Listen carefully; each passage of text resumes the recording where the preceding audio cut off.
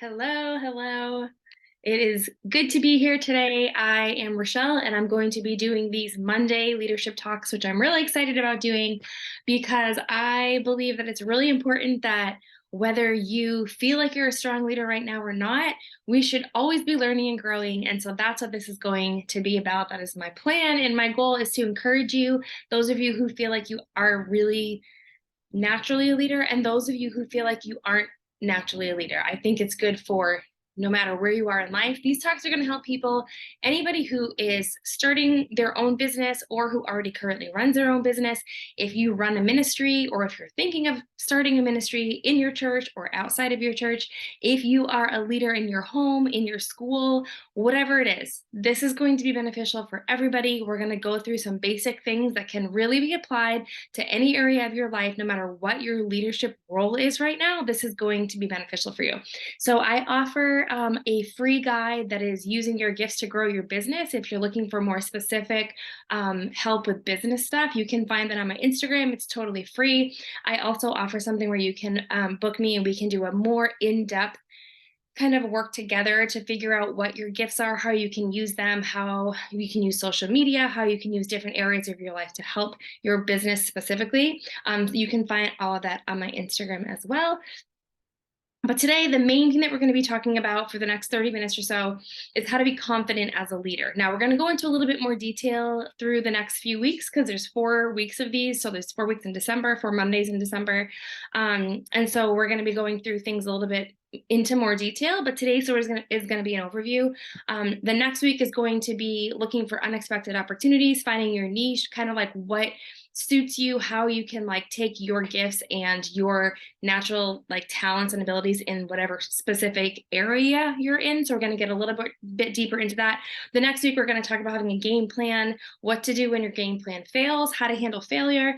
And then the last week, we're going to talk about always growing and never quitting. So just being faithful in leadership, regardless of circumstances and what is going on around you. So that is just a little bit of what you can expect to be coming up in the next few weeks. But for today, we are going to talk.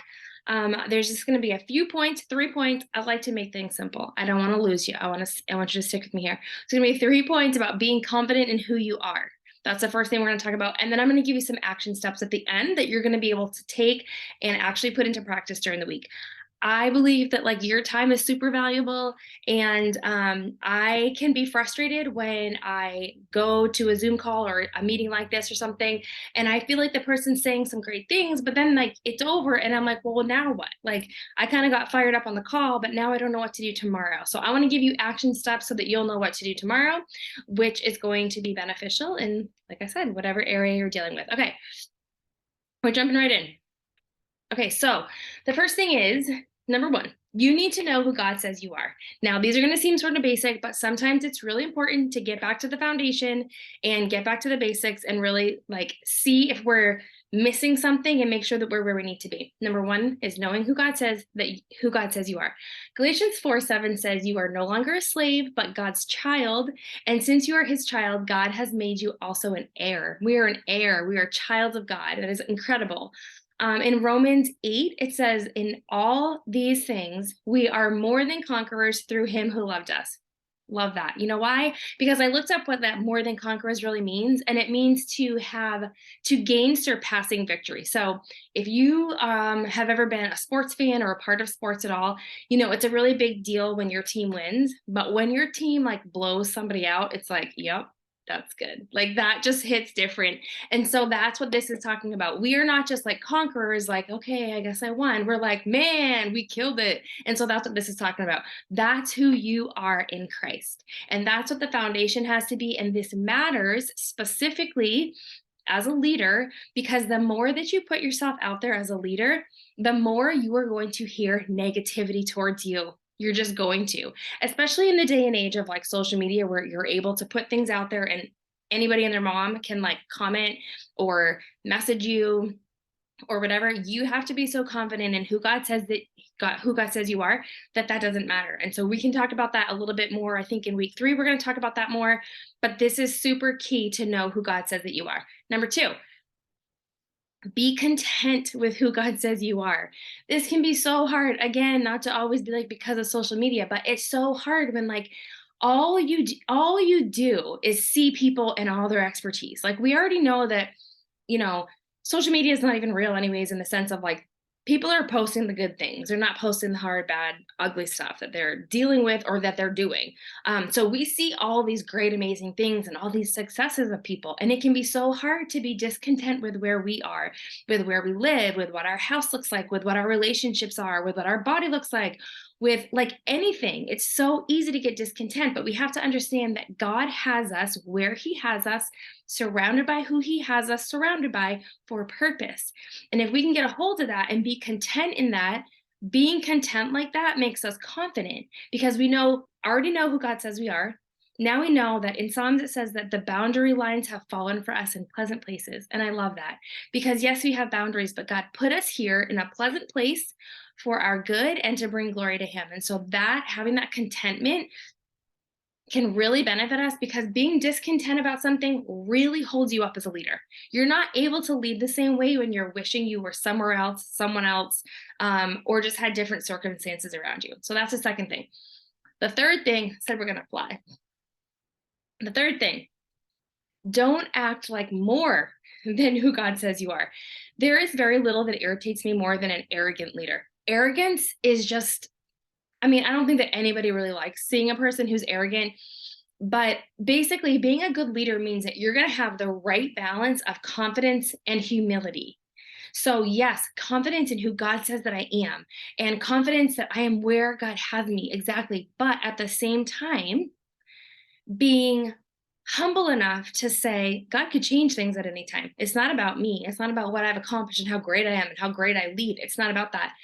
I believe that I am who God says that I am because God created me that way, not because I'm so awesome that I attained it myself. So making sure that we are not overlooking that piece of it and being humble, because being a humble leader is where it's at. Being a servant leader, that's what we need to be. And I believe that steady humility with solid confidence equals standout leadership. I'm saying that again, because I know that you got a pen and a paper and you're writing things down because that's what a good leader does. They write things down because they're always learning. Steady humility with solid confidence equals standout leadership. Do you know why it equals standout leadership? Because most leaders that we see are not humble. They're confident in the wrong way. And so that's why it's standout. And so those three things are the first things that I just want to talk about that are key to understanding who I am as a person, which means how I'm going to show up as a leader. And that's the whole point of how am I showing up as a leader every day? It's going to be based on those three principles. All right, now I'm going to give you 4 actions that you can take to grow as a leader, and this is going to strengthen your leadership skill. Number 1, they're not all necessarily in order of importance, but this one is. So this is why this is first. Number 1, make prayer your biggest priority. You should not have one single day go by that you have not prayed for wisdom and knowledge from God in every area of your life, in any leadership role that you have. Everybody is a leader in some way. So whatever that means to you, whatever that looks like to you, you should always be praying for wisdom and knowledge because God is all wise and God can do anything. He's all powerful. And so He is who we need to go to. I love the quote by Dr. Falwell where he said, every failure is a prayer failure. If I'm failing in an area, I've probably failed in prayer first because that's where I need to take everything. I believe that this is the hardest personal discipline there is, which is interesting because as I was thinking about even saying that I believe this is the hardest discipline it is, in a way, I almost feel like we think it's too easy. It's just like me saying words, not even out loud, to God who I can't see, right? It can kind of be like, well, yeah. If nothing else, I guess I'll pray. Well, I wish I could do more, but at least I'll pray. Like we just kind of make it seem like it's just kind of too easy. But I was thinking about the fact that because it's that easy, we sort of tend to neglect it. And there are 2 reasons why this should be the first thing. Number 1, God commands us to pray without ceasing. So if you are not praying without ceasing, then you're disobeying God. I like for things to be black and white. This is a disobedience issue. If my prayer life is not where it should be, I'm being disobedient. That's just what the bottom line is. There should be no excuse, and there can be no excuse that is like, well, I didn't have time to pray. I didn't have whatever. There is no excuse. It's a command by God that we should be in the habit. Praying without ceasing is in the habit of praying. It's like going through my day and just being like, oh, I'm going to tell God this right now. This conversation that's ongoing. And also, the other thing about it is that I was thinking about calling it a discipline. Like, I need to be better disciplined in prayer. And I'm like, that's a really messed up view of prayer, because I don't think about, like, when I get up in the morning and I see my husband, I'm not like, "Ugh, I should probably like take a few minutes and go say hi to my husband. I mean, I guess I should go talk to him today. Probably I should talk to him. I don't have time to talk to him yet. I'll talk to him later. I'll talk to him before bed." Like, I don't do that. I love my husband and I want to talk to him. It can be the same in any relationship. It should not be like, oh, I really need to have self-discipline and try to pull myself together and text my best friend who I love. Like, that's not how we are. Now, obviously, there is discipline that comes into proper communication and all of that, but that's not what I'm saying. I'm just saying this is sort of a bad view that I have of prayer when I'm thinking of it as this self-discipline that I gotta like drudge it up and like go and pray. No, this should come first. And I should always, every day, be praying about my business, because God is the one that has the power to give wealth. I should be praying about my ministry because it's God's will that no one should perish. So I should be thinking, how can I serve and grow the church and this ministry and the body of Christ? How can I do that with my family? I should be praying for wisdom and how to handle my children, that I'm training them up in the way they should go, so when they're old, they don't depart from it. All of these things should be coming together regardless of my ministry, regardless of my business or my leadership role. It needs to start with prayer. Number two, set small goals every week. I hate this saying, and tell me if you've ever said it or if you've ever heard somebody say it. I'm going to try to fill in the blank. I've done this before with something super simple, like I'm going to try to cut out sugar for next month. Okay, am I going to try to, or am I going to do it? Like, either do it or don't do it. But if I say I'm going to try to, it's like I'm already giving myself an out. Now, here's the thing. If you're saying I'm going to try to do something, I believe that that means your goals are too big. Now, listen to me. Don't cut me out right now because you're like, no, that can't be right. I don't believe that any dream is too big. None. I am a big dreamer. I think we should always be dreaming big. Absolutely, I don't think dreams are too big, but I believe strongly that some goals can be too big to start. So, say, for example, your dream is to run a marathon. Now, you've never run more than a 5K a day in your life, but your dream is to run a marathon. Now, that's an incredible dream. What would be a goal that's too big for you would be to say, by this Saturday, I'm going to run 15 miles. I mean, I've run a couple marathons. I think that's too big of a goal. I just think it's too big. Now, if your goal, that doesn't change your dream, because your dream is still there, but your goal, if your goal is to say, I'm gonna run 4 miles by Saturday, okay, that's enough that it's pushing you a little bit. You're gonna do it because you said you're going to, but it's not completely crazy and like probably not gonna happen, right? So we have to make sure that we are having our goals small enough so that we can attain them a little bit at a time. And also, what happens with that is that when we're setting doable goals and then I complete that goal, it hypes me up because I'm like, look at me. Like with the sugar thing, if I say I'm going to have no sugar for 3 days, well, at the end of 3 days, I'm like, look at me. I just went 3 days with no sugar. You know what? I think I can go 3 more days. We set small, attainable goals that make sense.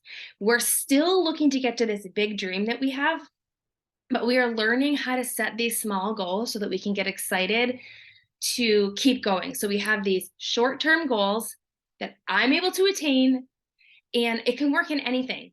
Now, the other thing that I wanted to talk about with that is setting goals that you are personally able to attain. What do I mean by that? If you're running a ministry at your church and your dream is to have 20 kids at the event at Christmas, okay, that's your dream. You're like, oh, we get 20 kids and that'd be great. That's my goal. I could say my goal is to have 20 kids come. Well, 20 kids, first of all, means that parents have to drive them. It means that they don't get sick. It means that they have to want to come, whatever. However, you can still have that dream. You want to have 20 kids, but your goal might be, I personally am going to invite 30 kids to come.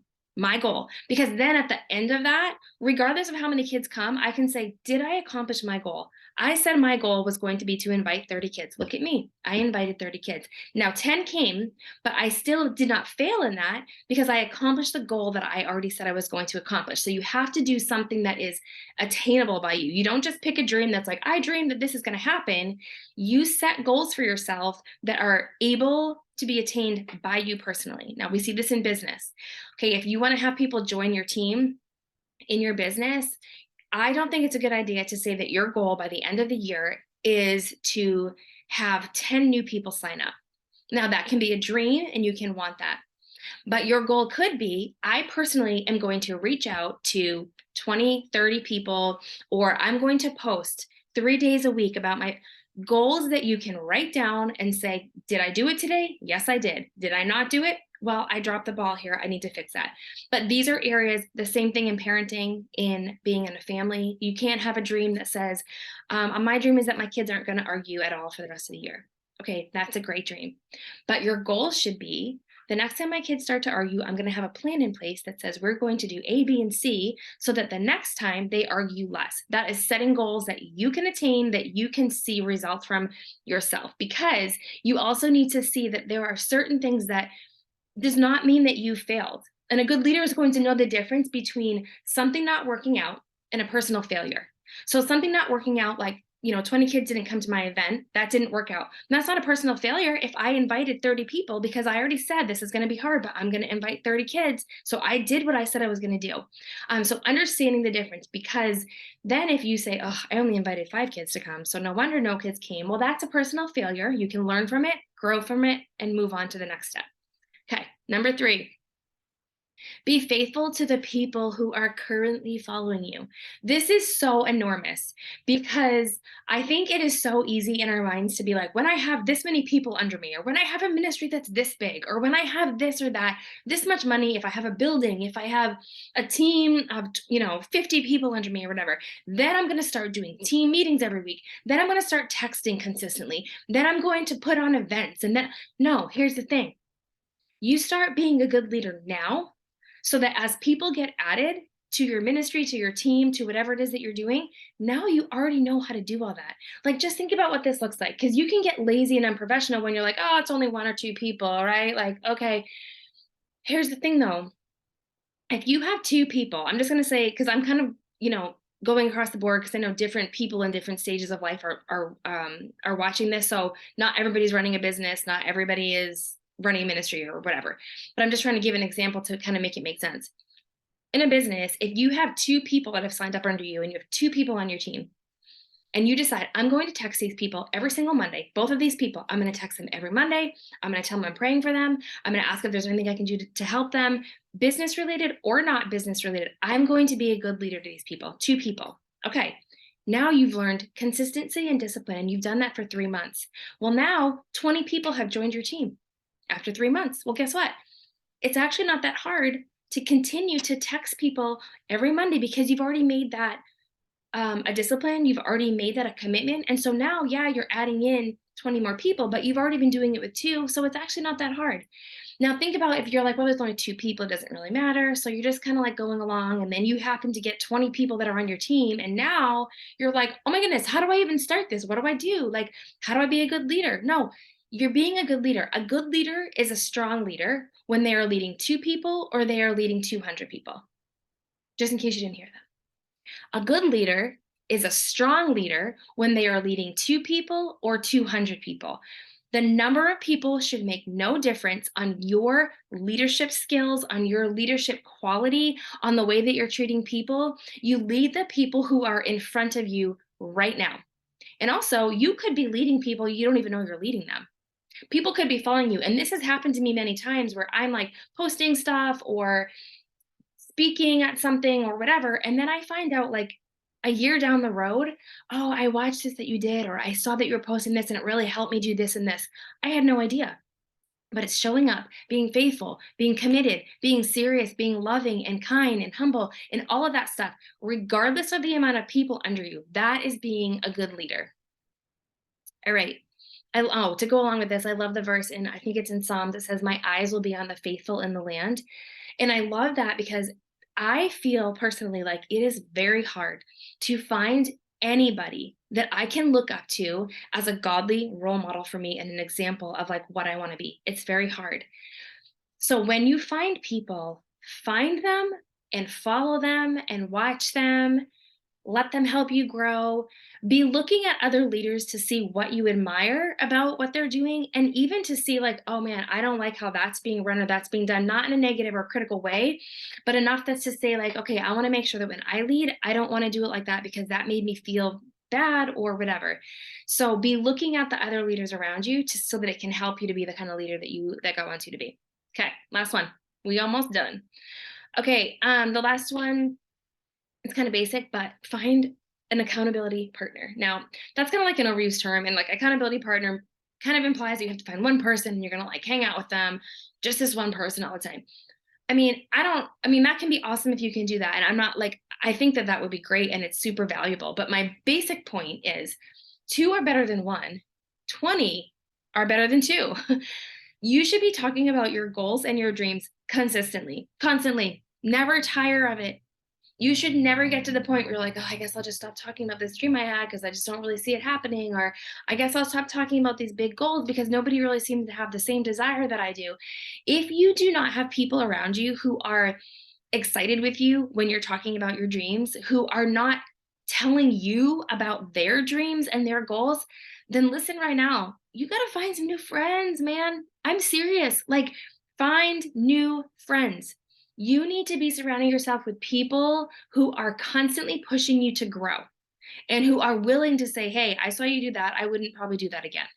Like, those are the kinds of people that we need if we want to grow. There's a lot of times that I post on my social media about going to the gym. Almost every time I go to the gym, I post something about being there. And the reason is because I have some friends who sometimes go to the gym.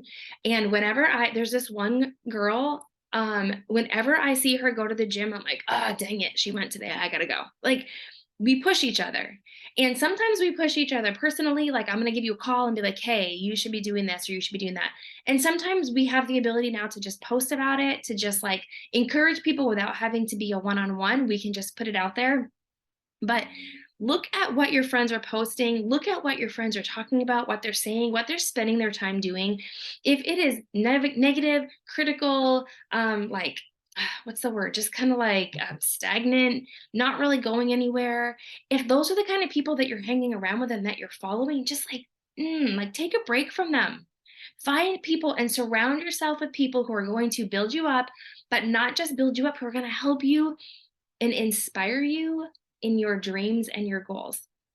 I don't like being around people where I say this big idea and dream that I have, and they immediately tell me three reasons why it's not going to work. Now, I'm not saying there's not a time and a place to really look through like the logistics of things and be like, how are we going to make this work? That's what I'm talking about. Like, that is really helpful to have in a good, solid friend. What I'm saying is, I learned this principle a long, long, long time ago. I was probably 11 years old, and there was a family friend who had told my parents that he was going to start a bakery. And he asked my older sister if she would work at the bakery. Now, this was like at the beginning stages, like literally, like, I like muffins, I'm going to start a bakery. That's the stage we were at, okay? He asked my older sister if she could work. He didn't ask me if I could work at it. Now, I was probably honestly 11 or 12, and I don't even know. It doesn't matter. I was like devastated. I remember talking to my dad and being like, I can't believe he didn't even ask me to work at his bakery, this hypothetical non-existent bakery. And my dad said something to me. I don't exactly remember how he worded it, but it was basically like, don't get upset and worked up about something yet until it actually comes through. And then at that point, if you want to talk about it more and ask if you can work there, then maybe you can. But what happens is I was wasting my emotion and all of that on like, I can't believe I'm not working at this bakery. Spoiler alert, the bakery never happened. So what I'm saying with this principle is, but okay, along with that principle, my dad was very supportive of this person who wanted to do the bakery. Yeah, it's great. Like, yeah, like, do a bakery, like, find a place, make some muffins. Like, that's great. Because showing excitement and enthusiasm for somebody's dream, even if like you instantly think like, I bet this isn't going to work, that is not the time for it. When I'm sharing my dream immediately and I'm like hyped up and excited, maybe you think it's not going to work, and maybe you think that that's not the best method, it's not the best way. You don't need to say it right then. Be excited. Be excited for the person. And then if down the road it doesn't work out, fine. But say, for example, you poured water all over that person's dream and then it also didn't work out down the road. What kind of a friend do you look like?